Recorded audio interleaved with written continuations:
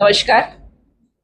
आपणा सर्वांना माहितीच आहे, बारामती विधानसभा पोटनिवडणूक जाहीर झालेली आहे आणि या विधानसभा मतदारसंघातून राज्याचे उपमुख्यमंत्री सुनेत्राताई पवार या निवडणूक लढवत आहेत. अजितदादांच्या दुर्दैवी निधनानंतर सुनेत्रा वहिनींनी या राज्याच्या पहिल्या महिला उपमुख्यमंत्री म्हणून शपथ घेतली आणि पदभार देखील त्यांनी घेतला. त्यानंतर आलेली ही निवडणूक आहे. खरं तर महाराष्ट्राचा देशामध्ये एक पुरोगामी राज्य असा लौकिक आहे आणि या राज्याच्या या परंपरेला अनुसरून काही गोष्टी होणंही अभिप्रेत आहे.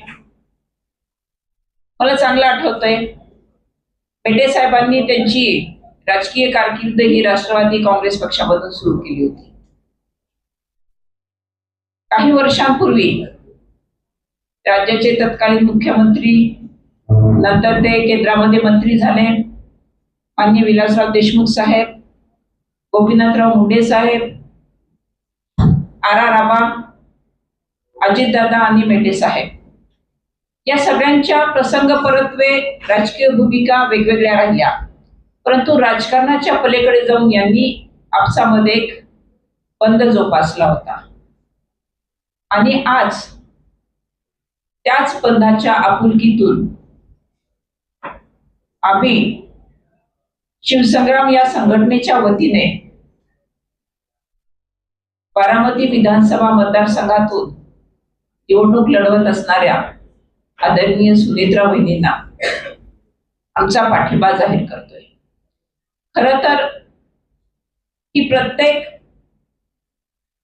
महाराष्ट्रातील नागरिकाची मी म्हणेन की जबाबदारी आहे, नव्हे ते आमचं आद्य कर्तव्य पण आहे की एका विपरीत परिस्थितीमध्ये जेव्हा सुनेत्रा वहिनींकडे हे नेतृत्व चालून आलंय, तेव्हा राजकारणाच्या पलीकडे जाऊन एक भावनिक बंध जोपासून महाराष्ट्राची ही जी पुरोगामी परंपरा आहे ती दृग्गोचर करण्याची आपल्याला सगळ्यांना एक संधी आहे. आज खरं तर अनेक गोष्टींचं राजकारण होताना आपण पाहतोय, परंतु या पोटनिवडणुकीमध्ये राजकारण न करता आदरणीय सुनेत्रा वहिनींना सर्वतोपरी सर्वमुखी पाठिंबा मिळावा.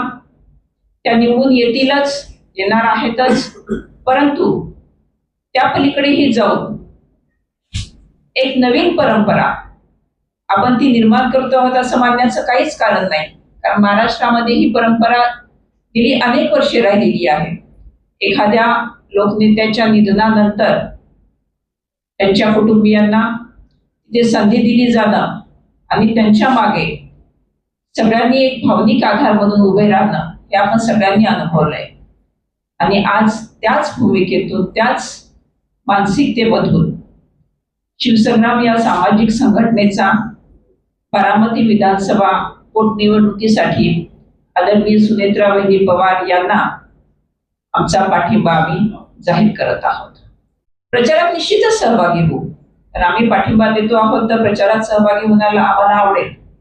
सुनेत्राताईंना सकाळी मी कळवलेलं आहे की हा आमचा निर्णय आज आम्ही जाहीर करणार आहोत.